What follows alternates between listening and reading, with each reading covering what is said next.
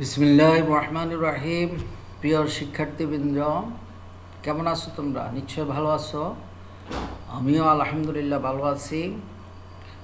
আজকে আমরা আমাদের উচ্চ মাধ্যমিক শ্রেণীর তথ্য যোগাযোগ প্রযুক্তি বইয়ের প্রথম অধ্যায়ের মহাকাশ অভিযান নিয়ে আলোচনা করব। মহাকাশ অভিযান। তো তোমরা সবাই খাতা কলম বই নিয়ে প্রস্তুত থাকো। আমরা এখনই আমাদের ক্লাসটুকু শুরু করব। তো প্রিয় শিক্ষার্থীবৃন্দ, সবাইকে আমার অনলাইন ক্লাসে স্বাগতম। প্রথমে আমি আমার পরিচয় দিয়ে নিচ্ছি। আমি আবু নাসির মোহাম্মদ নুরুল্লাহ, প্রভাষক, তথ্য যোগাযোগ প্রযুক্তি, সোমপাড়া কলেজ, চাটখিল, নোয়াখালী। পাঠ পরিচিতি একাদশ ও দ্বাদশ শ্রেণীর তথ্য যোগাযোগ প্রযুক্তি বইয়ের প্রথম অধ্যায় মহাকাশ অভিযান নিয়ে আজকে আমরা আলোচনা করব। সময় 20 মিনিট। প্রিয় শিক্ষার্থীবৃন্দ,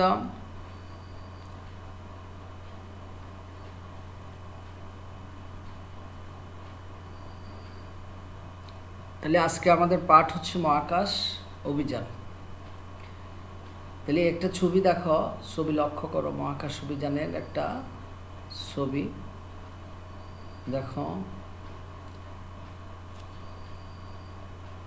স্পেস এক্সপ্লোরেশন শিক্ষণফল। এই পাঠ শেষে শিক্ষার্থীরা মহাকাশ অভিযান কি তা বলতে পারবে। 2 নম্বরে মহাকাশ অভিযানের লক্ষ্য ও উদ্দেশ্য বলতে পারবে। 3 নম্বরে মহাকাশ অভিযানের ইতিহাস বলতে পারবে। তাহলে এই পাঠ শেষে আমরা যে দক্ষতা অর্জন করব সেটা হচ্ছে মহাকাশ অভিযান কি তা বলতে পারবে, মহাকাশ অভিযানের লক্ষ্য ও উদ্দেশ্য বলতে পারবে, মহাকাশ অভিযানের ইতিহাস বলতে পারবে। প্রথমে আমরা মহাকাশ অভিযান সম্পর্কে একটু জেনে নেই। সবাই খেয়াল করো, মহাকাশ অভিযান হচ্ছে পৃথিবীর বায়ুমণ্ডলের ঊর্ধ্বে মহাকাশ উড্ডয়ন এবং ওই স্থানের পরিবেশ ও ভৌত ধর্মাবলীকে পর্যবেক্ষণ করা। তাহলে মহাকাশ অভিযান হচ্ছে পৃথিবী বায়ুমণ্ডলের ঊর্ধ্বে মহাকাশ উড্ডয়ন এবং ওই স্থানের পরিবেশ ও ভৌত ধর্মাবলীকে পর্যবেক্ষণ করা। স্বয়ংক্রিয়ভাবে বা রিমোট কন্ট্রোলের মাধ্যমে, স্বয়ংক্রিয়ভাবে হতে পারে অথবা রিমোট কন্ট্রোলের মাধ্যমে এই ভৌত ধর্মাবলীকে পর্যবেক্ষণ করতে হয়, কিংবা নভোচারী বাহী মহাকাশ যান দ্বারা। তাহলে 3 ভাবে আমরা পৃথিবীর বায়ুমণ্ডল ঊর্ধ্বে মহাকাশ উড্ডয়ন এবং ওই স্থানের পরিবেশ ও ভৌত ধর্মাবলীকে পর্যবেক্ষণ করতে পারি। একটা হলো স্বয়ংক্রিয়ভাবে হতে পারে, রিমোট কন্ট্রোলের মাধ্যমে হতে পারে, অথবা নভোচারী মহাকাশ যান দ্বারা। মহাকাশ অভিযান পরিচালনার ক্ষেত্রে ব্যবহৃত হয়ে থাকে। আমরা কি ব্যবহার করি দেখো। মহাকাশ অভিযান পরিচালনা করতে মনুষ্যবাহী নভোযান, মনুষ্যবাহী, তোমরা পাশের চিত্রে দেখবে মনুষ্যবাহী নভোযান। এরপরে এবং মনুষ্যহীন বা রোবোটিক নভোযান। একটা হলো মানুষ অর্থাৎ মনুষ্যবাহী নভোযান, আর একটা হলো মনুষ্যহীন বা রোবোটিক নভোযান, মনুষ্যহীন নভোযান। তাহলে মানুষবাহী নভোযান, মানুষবিহীন নভোযান 2 ধরনের ব্যবহার করে থাকি আমরা। উভয় মাধ্যমেই এই অভিযান পরিচালনা নিয়ন্ত্রণ করা হয়ে থাকে। অর্থাৎ মনুষ্যবাহী নভোযান দ্বারা অথবা মনুষ্যবিহীন নভোযান দ্বারা উভয় মাধ্যমে অভিযান পরিচালনা ও নিয়ন্ত্রণ হয়ে থাকে। এবারে আমরা মহাকাশ অভিযানের লক্ষ্য উদ্দেশ্য সম্পর্কে আলোচনা করব। মহাকাশ অভিযানের লক্ষ্য উদ্দেশ্য। মহাকাশ প্রযুক্তির মাধ্যমে তথ্য সংগ্রহ করার চেষ্টা করা হয়। তাহলে মহাকাশ প্রযুক্তির মাধ্যমে তথ্য সংগ্রহের চেষ্টা করা হয়।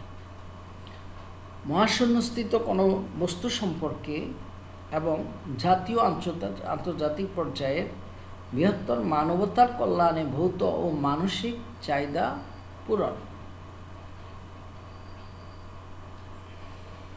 এছাড়া মহাকাশ প্রযুক্তির মাধ্যমে পৃথিবী সম্পর্কে এবং মহাকাশ সম্পর্কে, তাহলে এছাড়া মহাকাশ প্রযুক্তির মাধ্যমে পৃথিবীর সম্পর্কে এবং মহাকাশ সম্পর্কে, এছাড়াও মহাকাশ প্রযুক্তির মাধ্যমে করা হয়ে থাকে তথ্য সংগ্রহ ও গবেষণা। তাহলে এছাড়া মহাকাশ প্রযুক্তির মাধ্যমে করা হয়ে থাকে তথ্য সংগ্রহ ও গবেষণা, মহাকাশে বাণিজ্যিকভাবে পদার্থ প্রক্রিয়াকরণ ও উৎপাদন। এছাড়া মহাকাশ প্রযুক্তির মাধ্যমে করা হয়ে থাকে উচ্চতর বৈজ্ঞানিক ও প্রযুক্তিগত গবেষণা করা হয়ে থাকে এবং ভবিষ্যতে পৃথিবীকে মানুষের নিরাপদ বাসযোগ্য হিসেবে, ভবিষ্যতে পৃথিবীর মানুষের নিরাপদ বাসযোগ্য হিসেবে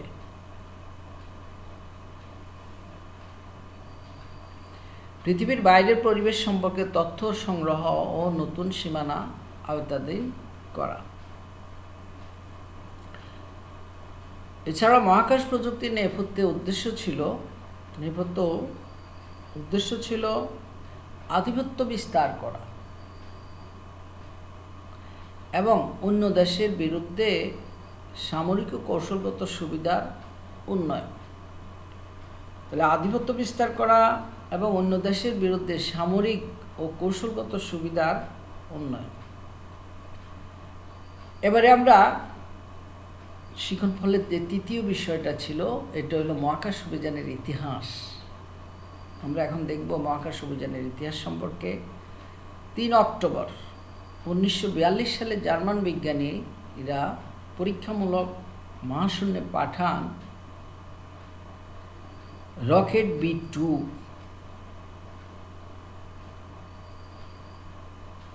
এরপর 4 অক্টোবর, এটা হলো 3 অক্টোবর 1957, এটা হলো 1942 সালে, আর এটা হলো 1957 সালে সোভিয়েত ইউনিয়ন মহাশূন্যে প্রেরণ করে পৃথিবীর প্রথম উপগ্রহ স্পুটনিক 1। তাহলে 3 অক্টোবর 1942 সালে জার্মান বিজ্ঞানীরা পরীক্ষামূলক মহাশূন্যে পাঠান রকেট V2। এরপর 4 অক্টোবর 1957 সালে সোভিয়েত ইউনিয়ন মহাশূন্যে প্রেরণ করে পৃথিবীর প্রথম উপগ্রহ স্পুটনিক 1। 12 এপ্রিল 1961 সালে বিশ্বের প্রথম মানুষ বহনকারী মহাকাশযানে মহাশূন্য ভ্রমণ করেন 27 বছর বয়সী রাশিয়ান মহাকাশ যাত্রী ইউরি গ্যাগরিন ভস্কট 1 করে।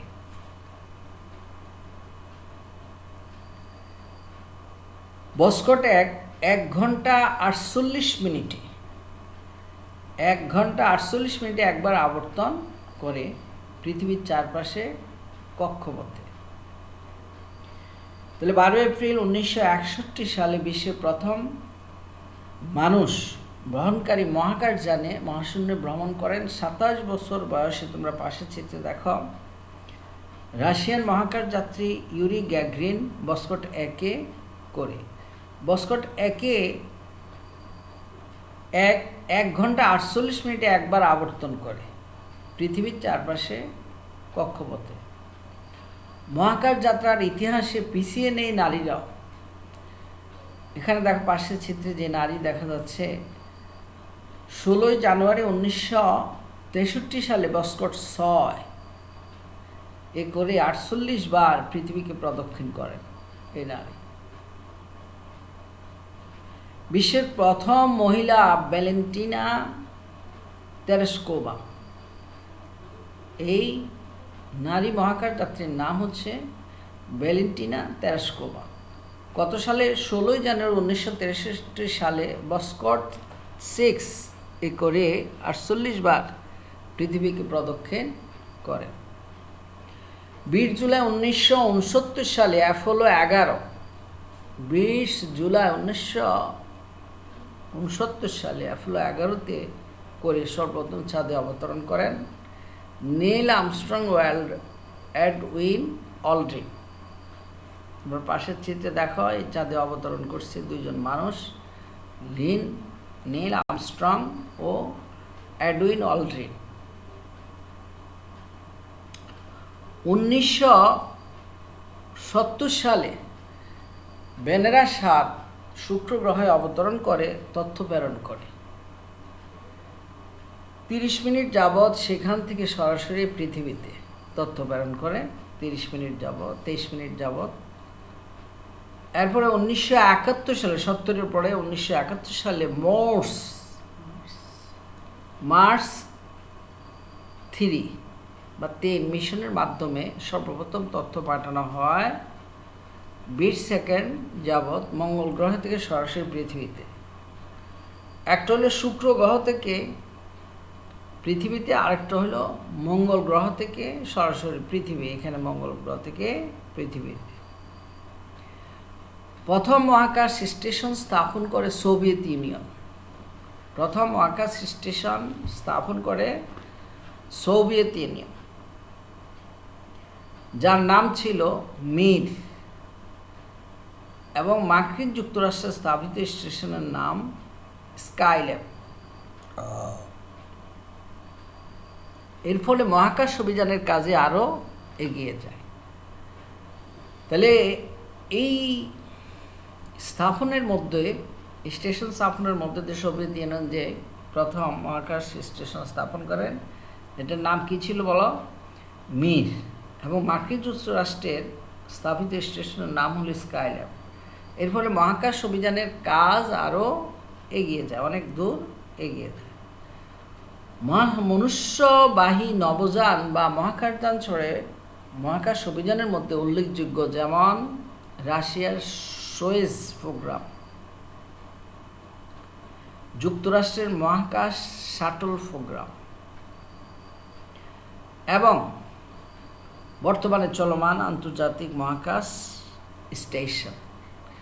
তাহলে মনুষ্যবাহী নবযান বা মহাকাশযান ছড়ে মহাকাশ অভিযানের মধ্যে উল্লেখযোগ্য, যেমন রাশিয়ার সোয়েজ প্রোগ্রাম, যুক্তরাষ্ট্রের মহাকাশ শাটল প্রোগ্রাম, এবং বর্তমানে চলমান আন্তর্জাতিক মহাকাশ স্টেশন। এটা তো প্রিয় শিক্ষার্থীবৃন্দ, তোমাদেরকে এতক্ষণ আমরা মহাকাশ অভিযান সম্পর্কে অনেক কিছু ধারণা দিয়েছি, আশা করি তোমরা বুঝতে পেরেছ। এখন তোমাদের জন্য একটা একক কাজ নিয়ে আসলাম, সেটা হলো দেখো, প্রথম মহাকাশ স্টেশন স্থাপন করেন ইতালি, জাপান, চীন, সোভিয়েত ইউনিয়ন। তো বলো তো দেখি কোনটা? এই সোভিয়েত ইউনিয়ন প্রথম মহাকাশ স্টেশন স্থাপন করে। দলীয় কাজে দেখো, তোমরা মহাকাশ অভিযানের লক্ষ্য উদ্দেশ্য বলতে হবে তোমাদের, একে অপরকে প্রশ্ন করবে লক্ষ্য উদ্দেশ্য, এভাবে তোমরা দলীয় কাজটা চালিয়ে নেবে। মূল্যায়ন দেখো, মহাকাশ অভিযান কি? একটু আগে আমি তোমাদের বলেছি বিভিন্নভাবে। 2 নম্বরে মহাকাশ অভিযানের লক্ষ্য কি? তৃতীয়, সর্বপ্রথম চাঁদে অবতরণ করেন কে? মনে আছে? নিশ্চয় আলোচনার মধ্যে তোমাদের বলেছি, তোমাদের আশা করি এগুলো মনে আছে। এরপরে দেখো, আমরা বাড়ির কাজ দিয়ে দেব তোমাদের। বাড়ির কাজ হলো মহাকাশ অভিযানের ইতিহাস উপর প্রতিবেদন লিখে আনবে। তো প্রিয় শিক্ষার্থীবৃন্দ, আজকে আমরা মহাকাশ অভিযান সম্পর্কে বিশদ আলোচনা করেছি, আশা করি তোমরা বুঝতে পেরেছ। তো তোমরা বাড়িতে প্র্যাকটিস করবে, প্র্যাকটিস করলে আরও ভালোভাবে জিনিসটা আয়ত্তে আনতে পারবে, ভালোভাবে বুঝতে পারবে, পরীক্ষা ভালো করবে। তো এই করোনাকালীন মুহূর্তে তোমরা এই অনলাইন ক্লাসের মাধ্যমে তোমরা নিজেদেরকে গড়ে তোলো। সবাই নিজ নিজ গৃহে স্ব অবস্থানে অবস্থান করো। প্রয়োজনে বাইর হবে, আর না হলে ঘর থেকে বের হবে না। মাস্ক পরবে, স্বাস্থ্যবিধি মেনে ঘরে থাকো। তো সবাইকে ধন্যবাদ জানিয়ে আমি আমার আজকের ক্লাস এখানে শেষ করলাম। আল্লাহ হাফেজ।